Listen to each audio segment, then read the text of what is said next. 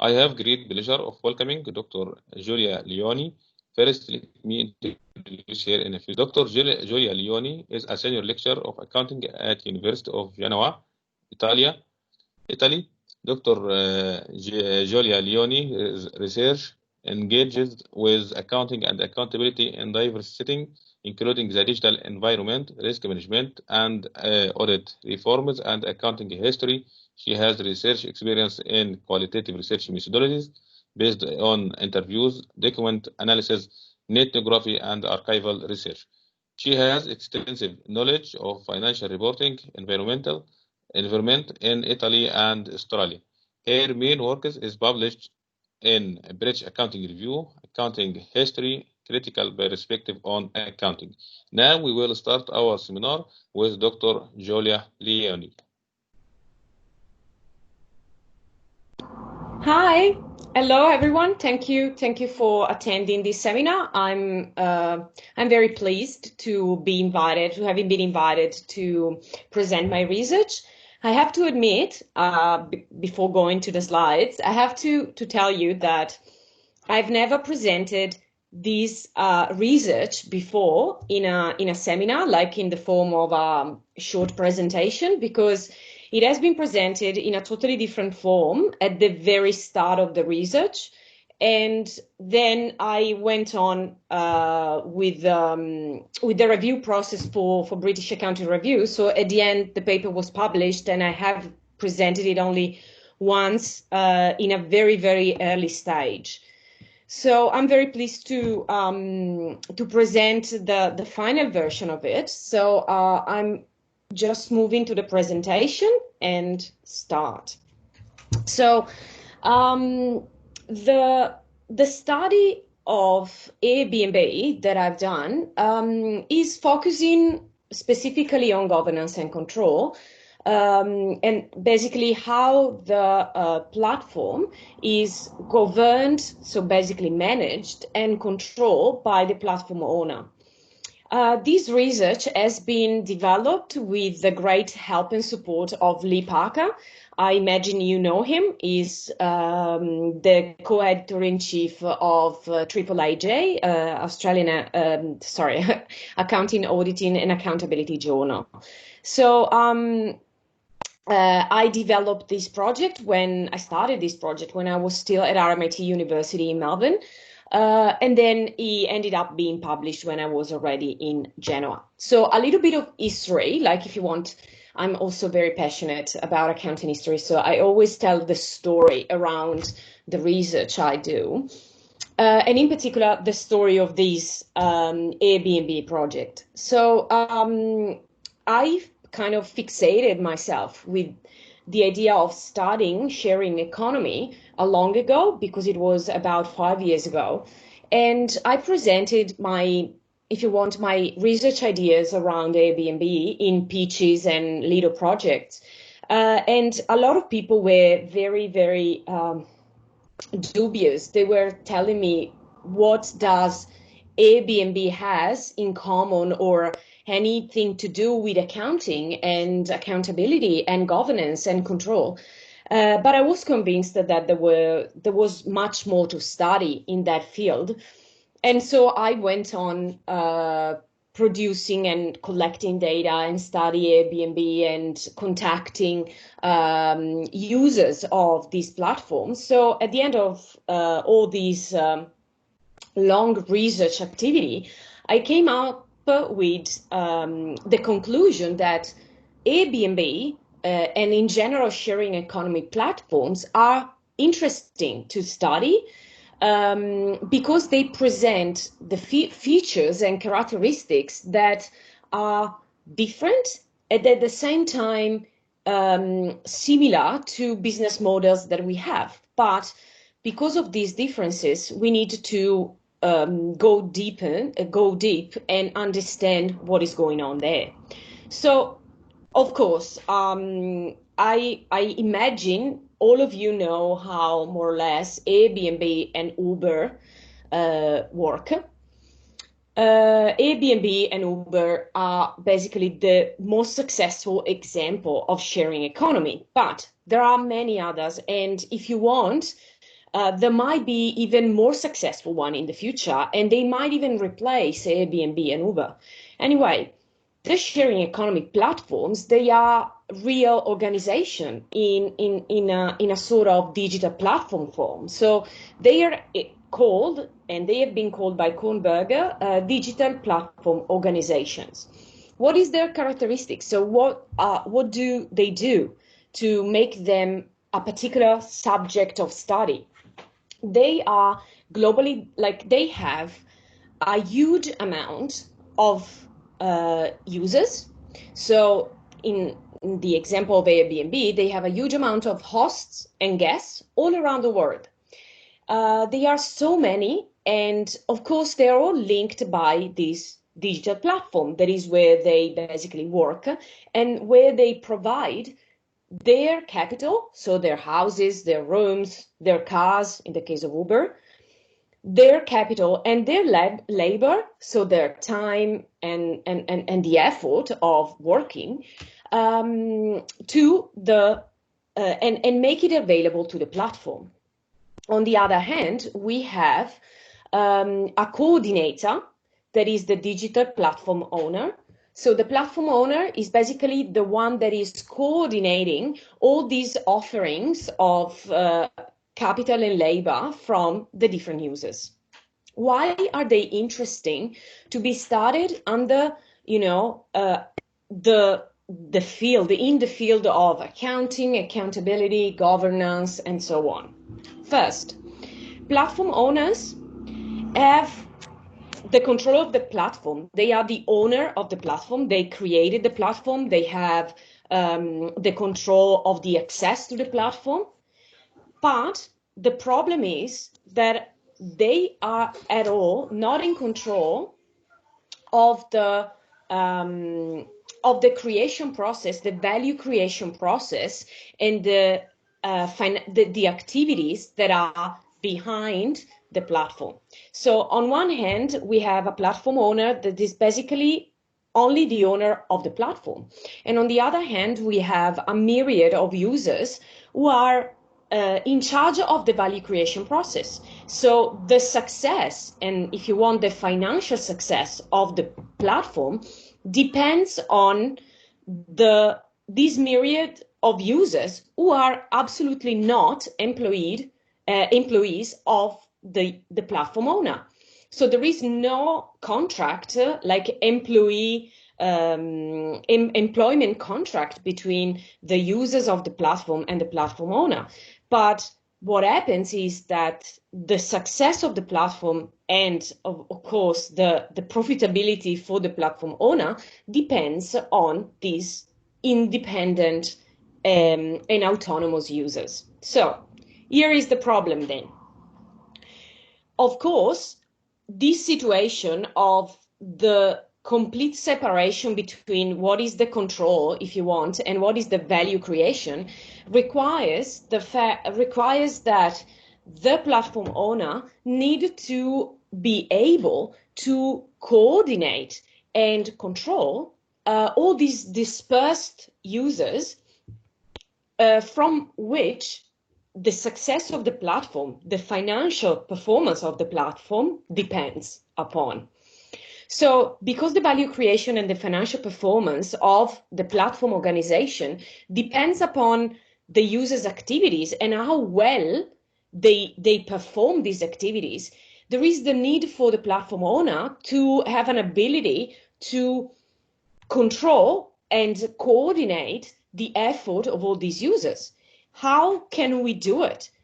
We need to find a proper business model and a proper governance model to basically direct and coordinate all these millions of users that there are around the world. Why it is important to have a clear idea of the governance model of a sharing economy platform. First of all, and this is very important because this opens up to many other potential studies on this topic, is that the governance of a digital platform, is not a model, a standard model that you can apply to every platform. So when you study Airbnb, Airbnb has a specific platform governance that is moduled and constructed around the needs of the Airbnb platform and the platform owner. So there might be, for example, that the governance model of Uber is completely different. So it's important to study the governance for two main reasons. One, that is on the platform owner side. The platform owner needs to understand what are the best ways to coordinate all the users that are basically generating the value inside the platform. So in the case of Airbnb, Airbnb needs to construct a system there, a governance system that is able to have all these users producing continuously financial revenues, basically revenues from renting out their houses or their rooms. But it's not just a matter of if you want the boss to know the governance model of a platform. The other important subject who needs to know how the governance of a platform works is for the user. The digital users, so for example, in the case of Airbnb, the Airbnb hosts, and if you want also guests, but in particular the hosts, because they are the one providing the capital and the labor,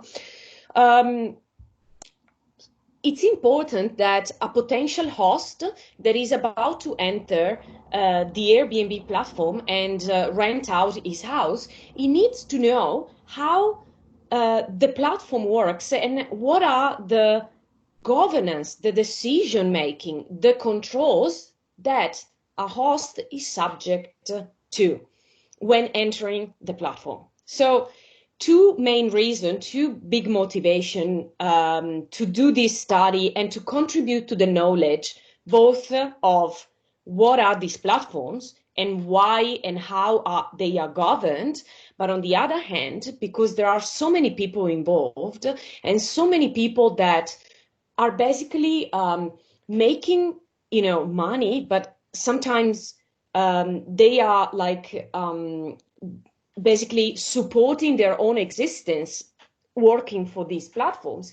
They need to know what they are getting into and what it means to work for, because it's not a real employment, to work for Airbnb.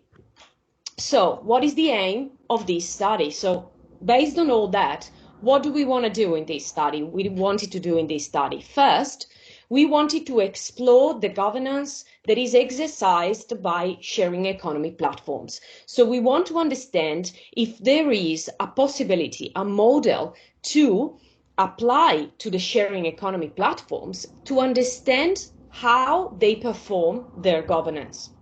Second, we decided that we wanted to investigate what is, if any, the role of accounting and management control systems, in sustaining the governance of a platform. So we wanted to understand because, in governance, normally, in the governance of a corporation, accounting and management control tools are usually at the base of governance and control of a corporation. So is that the same for Airbnb? Are they using the same, or is that different? What is this studying?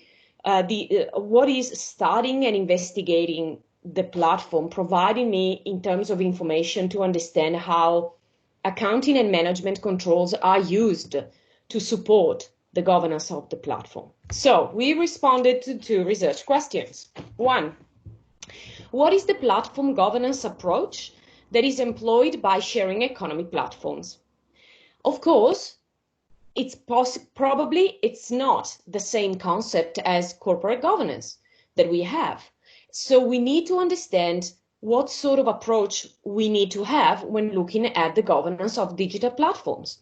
Second, What is the role of accounting and management control in the governance of sharing economy platforms? So, in the effort to respond to these questions, we first looked at the previous literature. Is there any work in accounting or accountability research that can help understanding the governance mechanisms on a digital platform?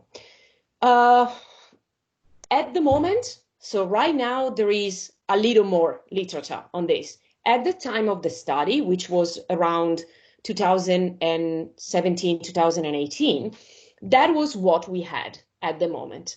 And it was they were basically studies on social media, so TripAdvisor, you see, and Facebook, where there was no exchange of goods in a way of sharing and renting out, and there is no labor involved for the digital users. So TripAdvisor, you know it, is just where you put reviews on restaurants and hotels.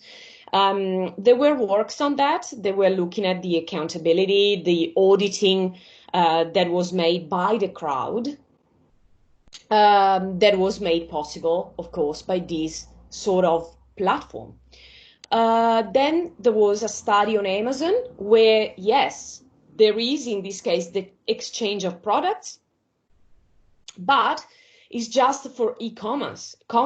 So basically, there is a trader that is selling the products. There's no real owner renting out some of his properties. So it's different.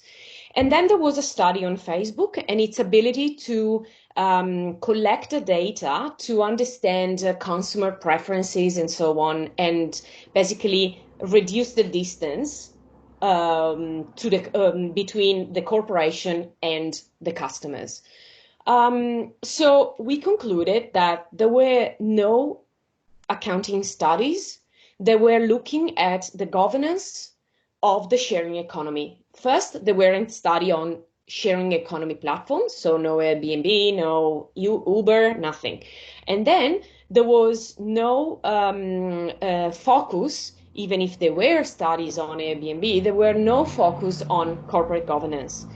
As today, there is another study, for example, on Airbnb that was published on AAAJ on Airbnb, that is about the illusion of accountability when it comes to reviews, but there are no many others work around this. So this is basically the first within accounting literature that is dealing with corporate governance and control of the digital platform.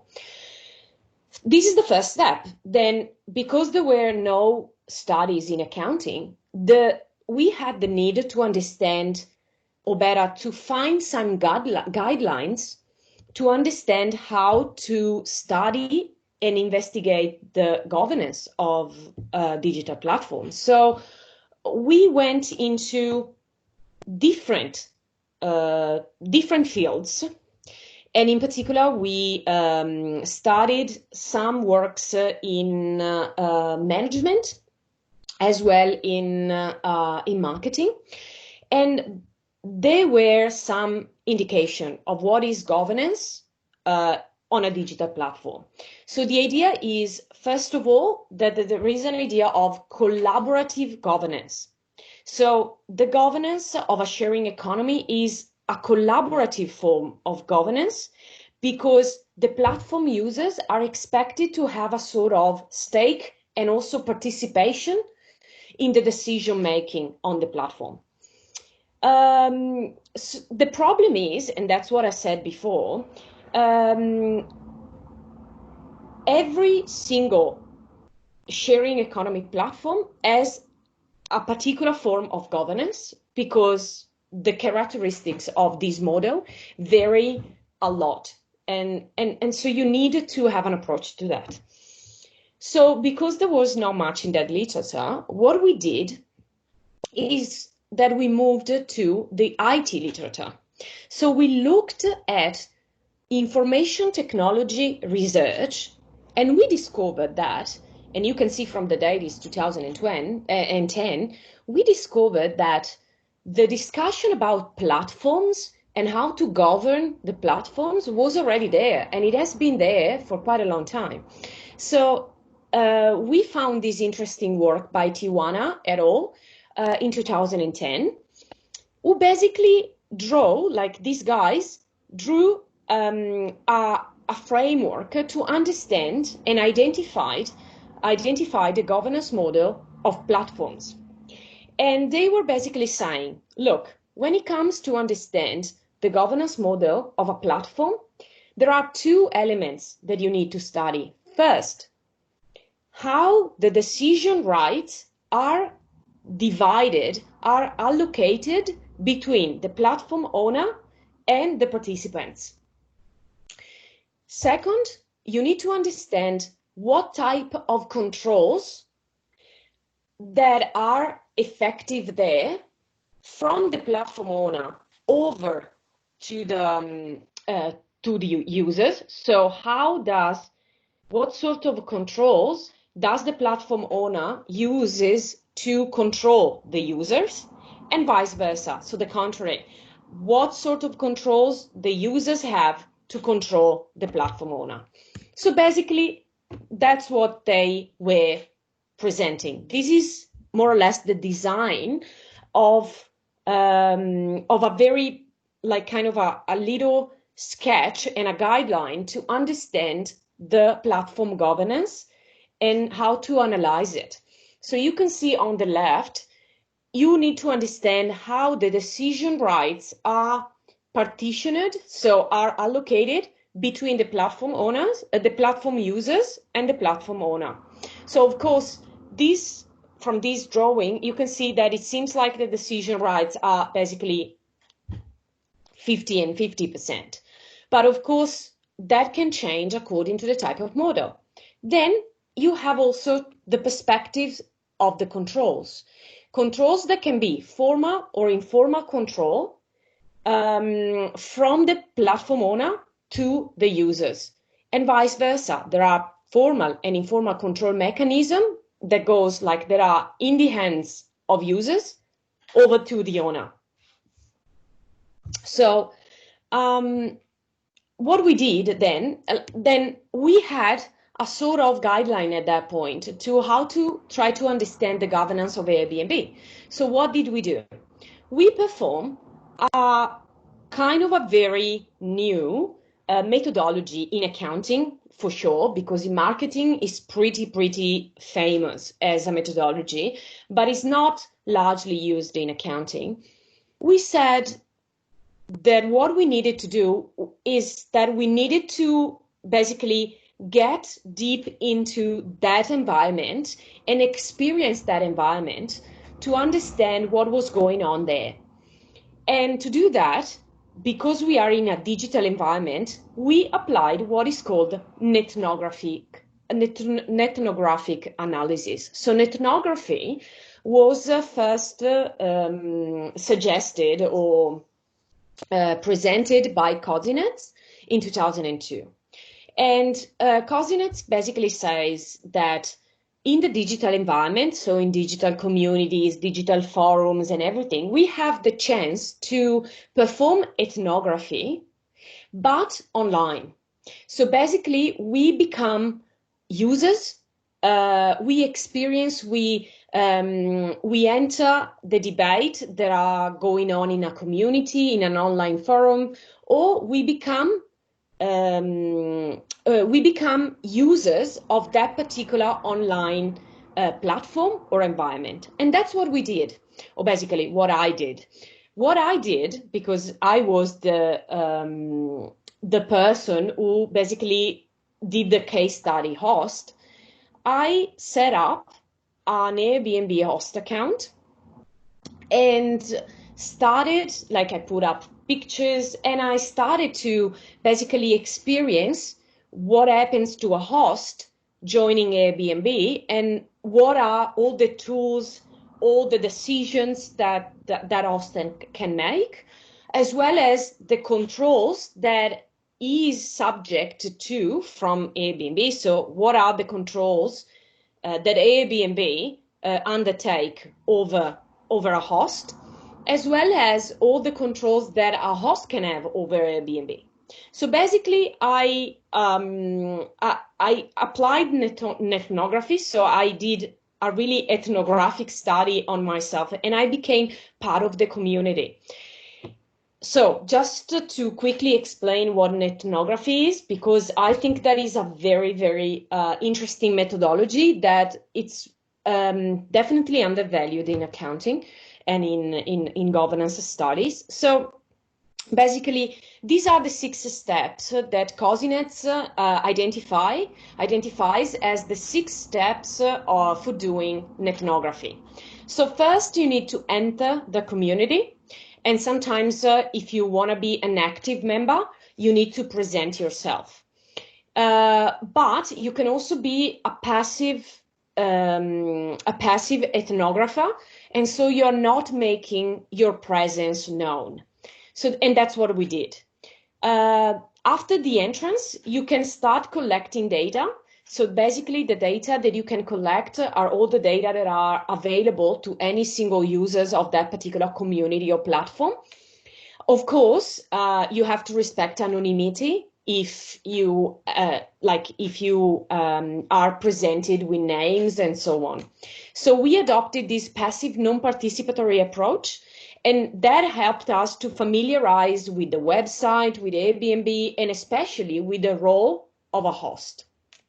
Second, what we did is that during the experience of being an Airbnb host, I took field notes and I collected documents. I collected or I basically downloaded what were all the information or all the data that I was provided by Airbnb as a host. In particular, I analyzed the dashboard that you are provided as a host to monitor all your performances and so on. So I was understanding basically all the functioning of Airbnb as a host.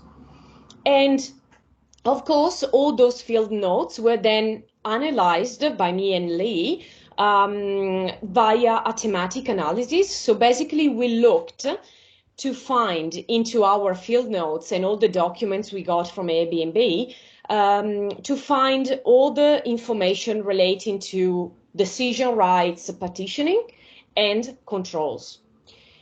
Of course, and this is basically the most difficult part, is that you can, of course, get an impression while experiencing the platform, but you also need to check that the idea you had or you developed is basically shared by people that are currently members of the platform. So to do so, we organized also a sort of online survey interview. So by contacted random Airbnb hosts that were found through social media. So there are several Facebook groups where Airbnb hosts exchange advice over the management of their Airbnb property. So we asked them to join this survey, where they were asked several information and also open-ended question to understand their relationship, if you want, with Airbnb, and that sort of a relationship in terms of control with the platform owner. These brought to some interesting results. First of all, I'm going to present the governance model. So we were able to explore and identify the platform governance of Airbnb. Using, of course, that conceptual framework of platform governance from IT, we identify the decision rights partitioning between the platform users and the platform owner. So basically what we discovered is that a platform user, so the Airbnb host, has some freedom in decision making regarding when to make its listing available, how much to ask for to rent out the listing, whether to instantly book or not. And also, and this is a very wide space for decision, the house rules. So no parties or no noise at certain times, check-in times, and these sort of things. So these are the areas where the platform user can decide. On the other hand, you have the areas where it's the platform owner deciding, and the platform owner has mainly three areas of decision. First, Airbnb has the right to decide whether or not to accept, to basically let a user access or not the platform. The Airbnb has the right to decide the service fees to be applied in every listing. And also, the platform owner has the right to decide whether to deactivate the Airbnb accounts of other users. Deactivate meaning that they can pause the account, or they can completely delete the account if someone is not behaving properly. So this is from the side of the decision.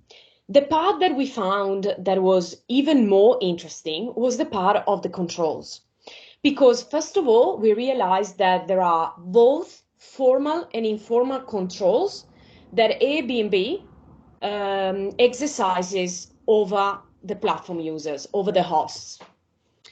On the other hand, what we realized is that in this platform, the controls of the platform users over the platform owner are absolutely limited and still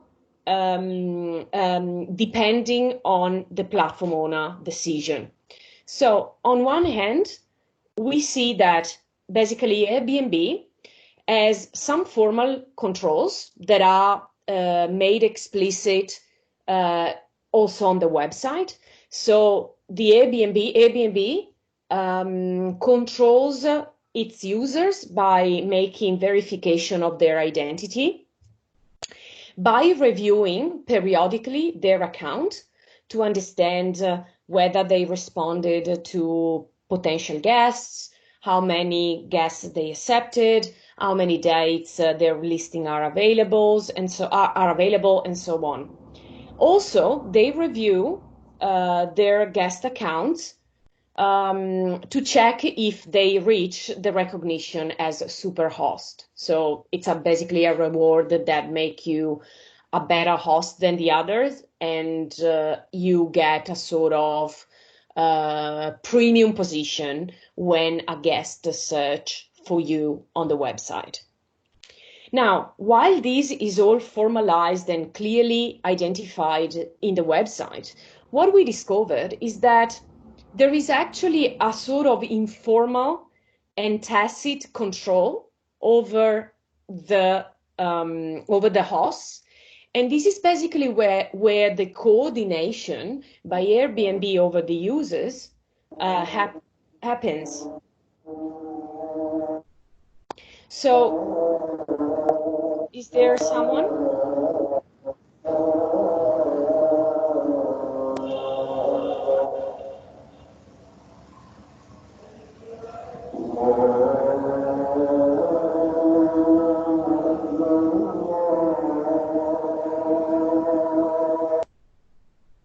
Yeah, okay, thank you. Sorry, I was hearing a lot of things and I couldn't really go on. Sorry. Okay.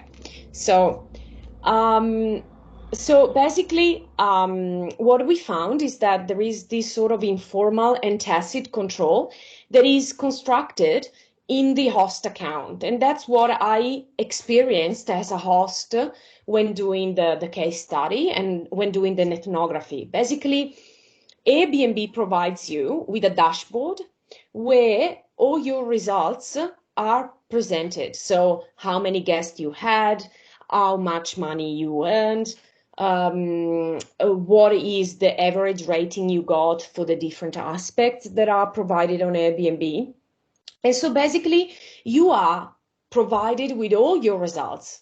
But what is even more interesting is that on the side of these results, you are provided with the average results in your area in order to understand what you can do better. So it's basically providing you with KPIs on one hand, and on the other hand, your benchmark. Also, all these KPIs are basically calculated on all the data that Airbnb is able to collect. And these are really the big data that Airbnb has. That is all the transaction through the platform, the contacts, the email contacts that you have, and how many yes you said to the guest, and so on. So they're using both accounting numbers and big data to provide you with KPIs. And also they provide you a benchmark still with big data. So you are forced basically, or you have a sort of guidelines where you should target your activity.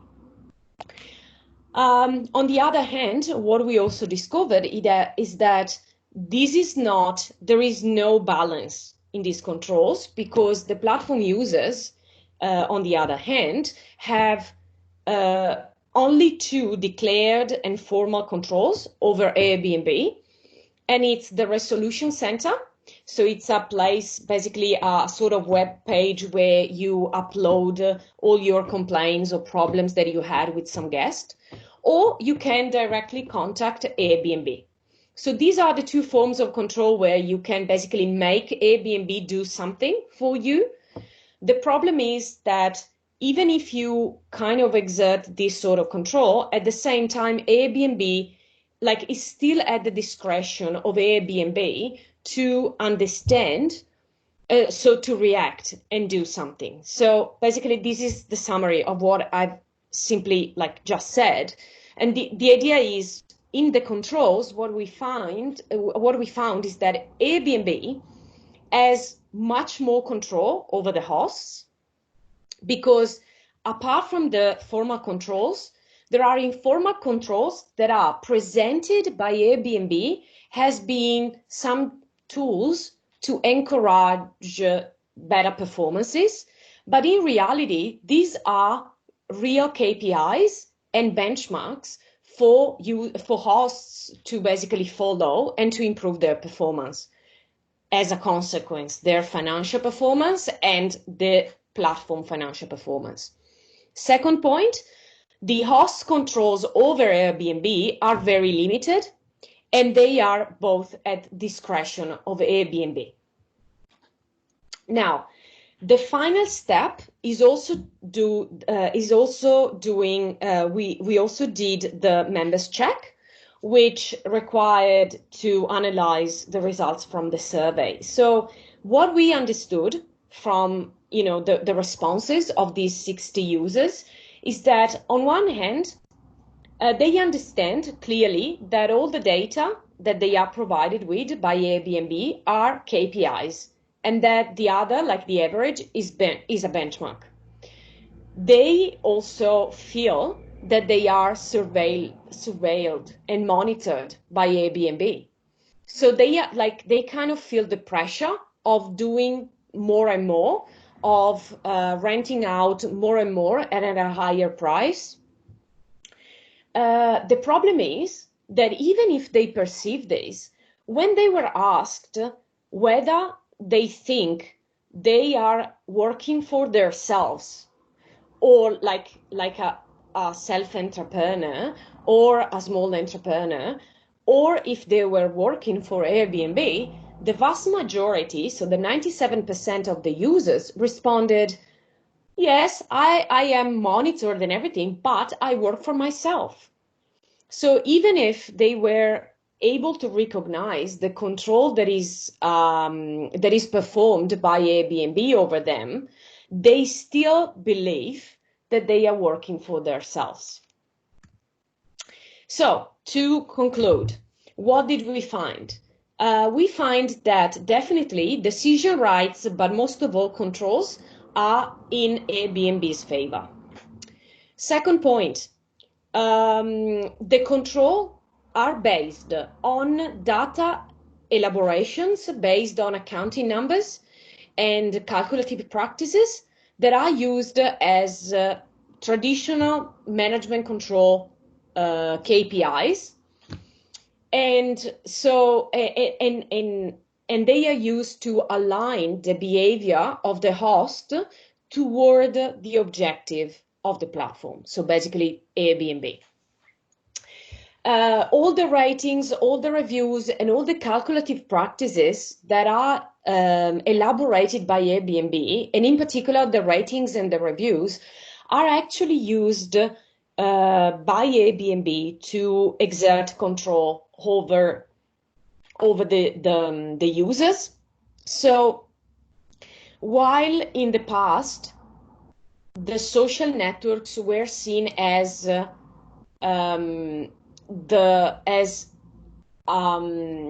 factor that was increasing the accountability by the crowd of the crowd. In this case, instead, we have a sort of aligning the crowd's objective with the platform objective. So the crowd has to be controlled anyway. And to do so, we use ratings, reviews, and other calculative practices. Finally, the formal control targets are clearly understood as benchmarks by the hosts, and they kind of are subject to a very strong pressure to meet these KPIs. And of course, while this is generating a lot of pressure, as it has been, of course, discovered widely by the literature for employees, on the other hand, the subject that is benefiting from all this is, at the end, Airbnb. So the users are not really free to work whenever they want, rent out whenever they want and whatever they want, as instead Airbnb presents itself as a platform where that is able to empower people to do their own job. Conclusions, or more or less what we contributed to. First, definitely, this is one of the first studies in accounting that provides insights about the governance model of digital platforms and what are the practices in terms of decision making, and especially controls and management controls that are used by these digital platforms to coordinate their users. Second, we highlight a huge contradiction of sharing economy that presents itself as a socialized community with peer-to-peer relationships, when instead what we found is that there is an imbalance, and the powerful subject there is Airbnb, so is the platform owner, who basically is controlling all its users and pushing them to achieve certain results. So we are really questioning if really sharing economy is providing an alternative capitalism. That is what Airbnb basically states it's doing.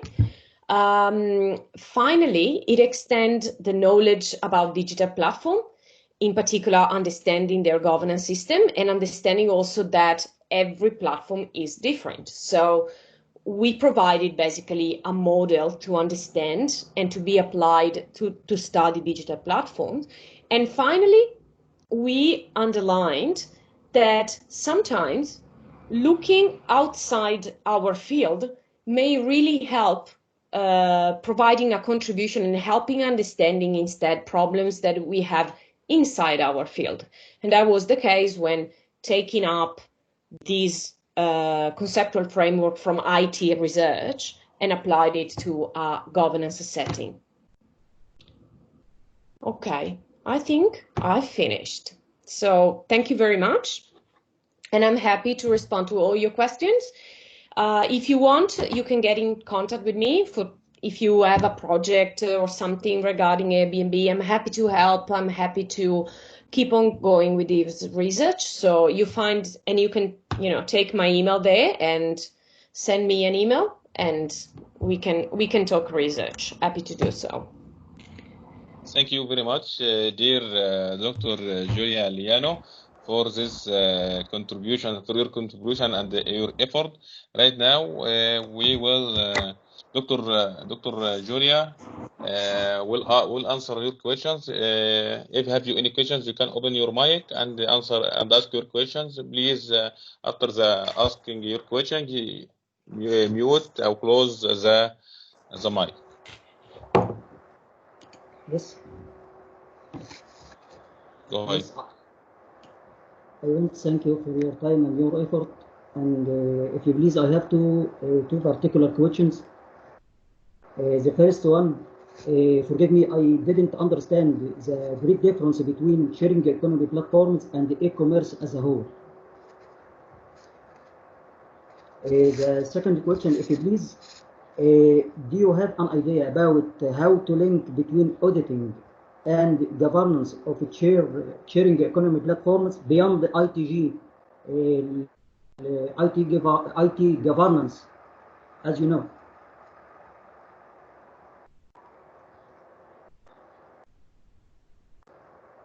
I can't hear you. Your mic is mute. Can you repeat the second question, please? Of course. Forgive me. Do you have an idea about how to link between auditing and governance of sharing economy platforms beyond information technology governance, as you know? Thank you. Okay, thank you to you for your questions. So first of all, the difference between sharing economy and e-commerce. If you look at Amazon, for example, or eBay, for example, what happens is that the people who are the seller and the buyer who are exchanging some goods online, they are making a sale transaction. So basically, someone is renouncing, so the seller is renouncing its property rights to the product and leave it, and move it to the buyer for a price, okay? And that happens instead of, is not happening in a physical market, but in a digital market. The sharing economy platform instead is actually based on the idea of a temporary use of assets and products.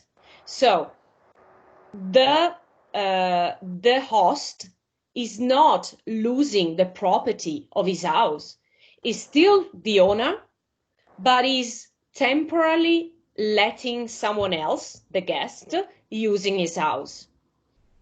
So first is not a one-time transaction, right? Second, so it can be repeated in time. So the function of the platform is different because it's matching offer and demand for sure, but of a different thing. It's not the property of a product, but is the temporary usage of a product. Did I respond to your first question? Yes, I understand that the main difference is the property. Yes. Of product or service. Yes. Is that right? Yes, that's correct. There's no property exchange there. So there is not real, it's a different type of transaction. It looks like a dealer. Yes, it's more or less it's a deal, but it's more or less a lease if you want. But if you think a house lease, it's a long-term lease usually. This platform is born to satisfy a different type of lease, that is the short-term lease. The problem is, because it's a short-term, you don't want to have too many bureaucratic contractual problems. So the platform is basically reducing all these transaction costs and that are in a normal lease transaction. It's okay. Okay. Second point, auditing and governance. I suggest you look at GCOL's works on TripAdvisor and on Amazon, because there you will understand the idea of auditing. I believe that if you look at auditing and governance, the real link and the real focus there is not, for example, how the host is controlled, as it is in my research, but the focus should move to the reviews and how the reviews are basically used as an auditing instrument for Airbnb to basically deactivate accounts or shut out people from the platform. So you think the editor can use a kind of, as you know, a kind of web trust? Can we consider it as a kind of governance for this kind? I wouldn't link, like I wouldn't consider auditing as the auditing profession, like the one of auditing the financial reports, but like the idea of anyway performing an audit over these users.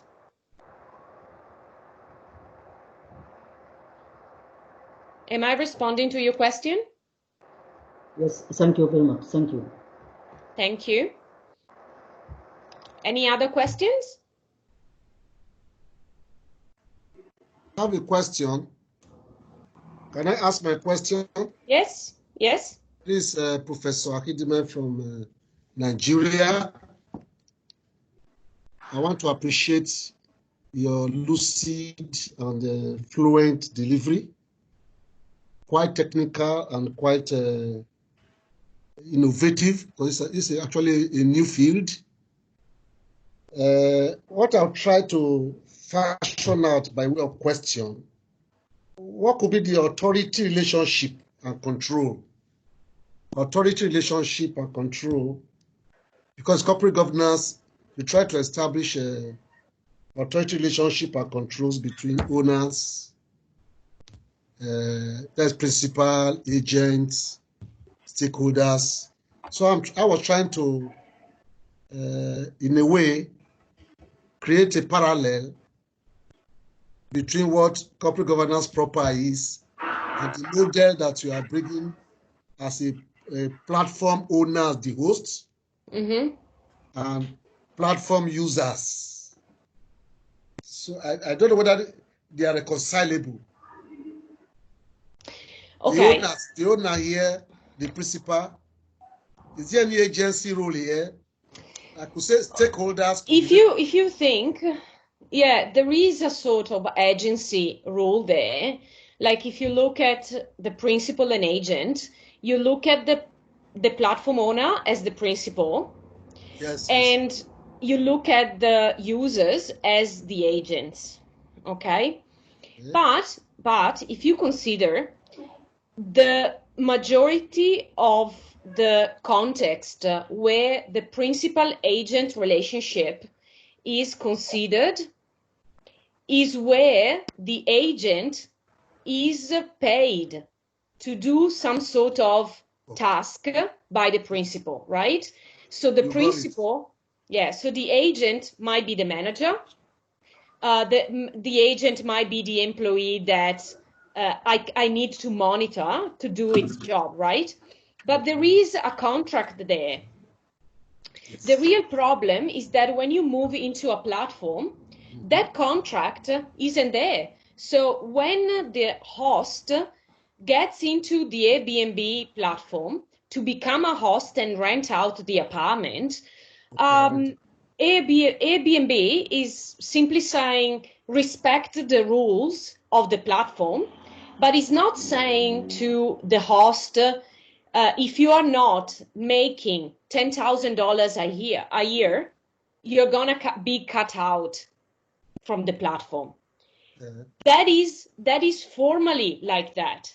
The problem is that when you go, like what happened to my host account, is that I received requests by guests, and I said no, of course, because it was a fake account, right? So I said no. And after the third no to the guest, my account was deactivated by Airbnb, because an Airbnb sent me an email saying, "We're sorry, but you're not accepting any guests. So why are you on the platform? Maybe think through, and we are deactivating the account. But think through what you're doing, and if you're really sure you want to do the host." So there is a form of control, principal agent, but it's not in the traditional way we know it. In the contractual, not the contractual sense. Yes, there is no contract there, but the interesting part is that Airbnb, as it is Uber or everything, they are able anyway to create that sort of relationship, if you want, and make the users do what they want. So understand it's a growing facet of corporate governance, and as more papers, more researches are made. Yes, the problem is that if you speak about corporate governance in Airbnb, okay, you should look at Airbnb, the company, right? That's why you need to consider the governance of the platform. That is a totally different level in comparison to what is the corporate governance of Airbnb. Mm-hmm. I've got it, no problem. Did I respond to your question? I don't have any. Did I respond? Yes, you did. To the best of your ability and to the level of development. Thank you. Thank you.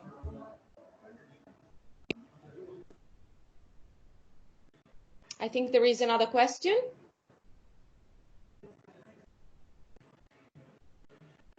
Sufyan, you can ask. Yes. Hello, Professor. Thank you for your presentation. Thank you for your presentation. It's very appreciate about this work. I am just the methodology you used in this paper about marketing. The title is economic. The funding is electronic commerce. Mm-hmm. I think what is the link between governance, control, and accounting in this paper? I don't understand your question. What is the contribution to accounting for this study? So what we found when looking at all the types of controls that Airbnb uses, the data that they are using, I'm gonna show you because I have the paper here, so you can see what I refer to as per accounting. Here it is. I'm gonna show you this picture. Okay. Can you see this? Can you see what to work on? No, I don't see anything. Can you see this now? No. What to work on? Can you see it now? Yes. What to work on? Yes. Okay. Can you see what we work on now? Yes. Yes. Yeah. So this is the dashboard that the Airbnb host is given And basically, as a host, you go there and you check what is your performance and what is your target, okay? And what the calculation that they use are basically accounting calculation. What is missing here, but it's there, is also how much you made. They give you an average of what is the rating in your area, and they expect you have a rating as well. They provide you with how many 5-star reviews you got, what is your response rate, so how many emails you responded to. So the idea is this item to measurement the performance. yes. So the idea is that the contribution to accounting is that even in such a context, what is used are typical KPIs. Okay, I give you a key performance indicator of, in this case, the particular activity that is hosting on Airbnb, and I set up a list of KPIs and I give you the target. So in order to, at the end of the day, what is the result if you meet the targets? At the end of the day, if you meet the target and if you align to the best performers in the area, the best hosts, what is happening is that Airbnb is gaining more money. Like, at the end of the day, the effect of it is a financial effect for Airbnb, yes, for the host as well, but the host needs to do something that he might not even want to do at the very beginning. Okay, good. But the target, well, what is the technique to fix this target? The target is you don't really know, right? So Airbnb is providing you with what is an average, the average results in your area. So other hosts in your areas, so your competitors, basically, Airbnb shows you what they are doing in order for you to improve your performance. Okay, thank you. Thank you. Thank you so much.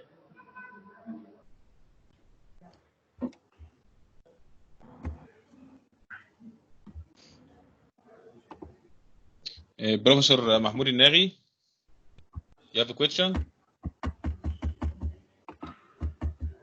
Professor Mahmoud Naghi, you have a question?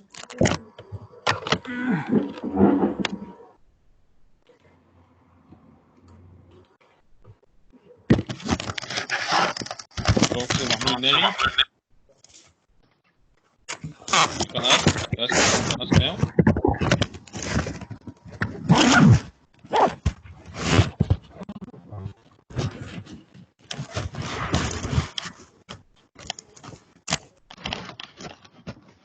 Your sound is not clear.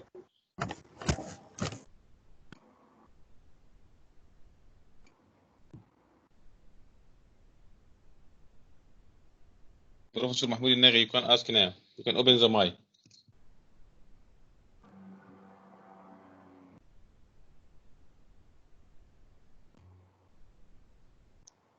Any question? Professor Hogo, you can ask.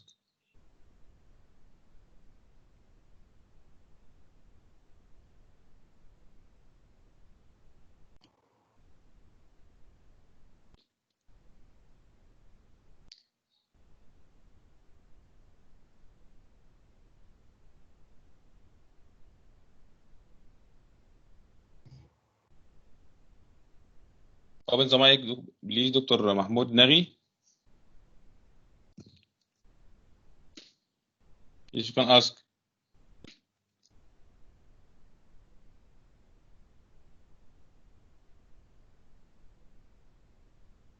Walid Al-Nagari, you can ask. Open your mic. Okay, I can see, okay, Wala Alangari sent the question through the chat, so I'm happy to answer him anyway. So he was saying and asking, when you looked at IT literature, did you mean MIS journal in the AABS ranking list. Okay, I need to check where Tijuana published, but I don't think so.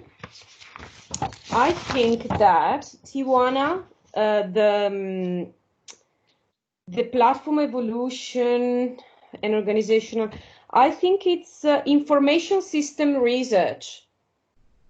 It's information system research, what I used. And it was published there. And it was a research commentary providing a theoretical framework. So, honestly, I understand that there are rankings all around the world about journal. I also believe that sometimes you also need to look at the citation index of a paper. Now, I don't remember the citation index of Tijuana et al. Paper. Let me check on Scholar.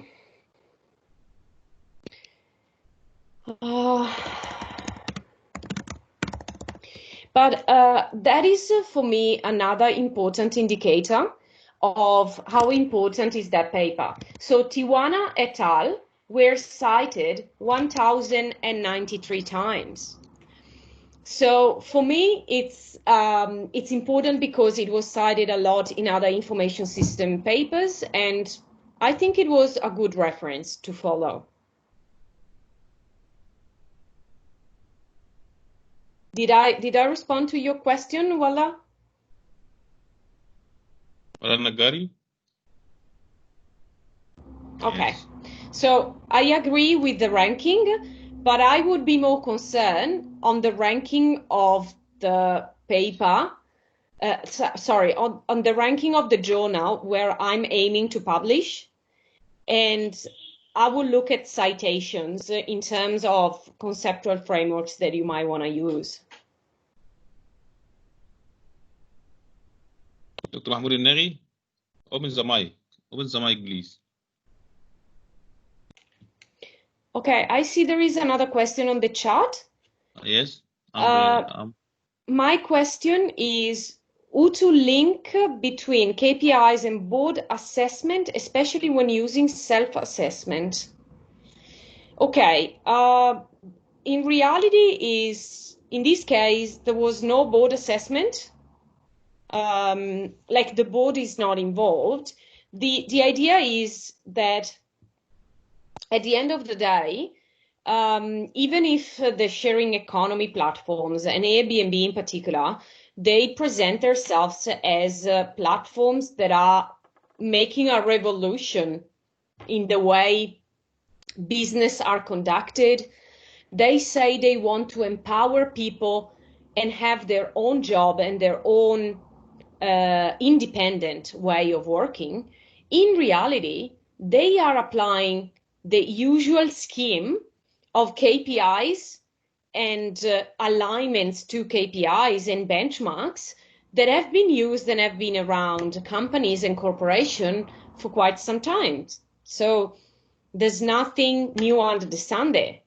And really that empowerment and that freedom is not so perceived by the users. Did I respond to your question, Amr? Almost it's okay. Many thanks, and I highly appreciate your time and your expertise. But my questions in Arabian area, it's totally not understand well the corporate governance rules, and not appreciated the self-assessment or peer review for board of directors. So when we dealing with any company, we try to set in beginning of the year many of key performance indicators to be the great factor for self-assessment for board of directors. But we suffering in this type of business, especially in Arabian, not understand well the governance and the board assessment and how to evaluate the result in the end of the year. Okay, how to change the culture for these people regarding the evaluation and the board assessment. As you know, any investors, especially new investors, when they read an annual report, this company evaluate. Okay, I understand your question, but I think it's kind of a little out of topic. Excuse me. Like it's in corporate governance, and it's more like the idea. So there is a totally huge and a huge field, a huge group of studies that were looking at this sort of KPIs used along the board, in the board, and so on. So I don't think like this paper is really talking to that literature, because it's more like literature in the corporate governance strictly concept. But I agree that, and I believe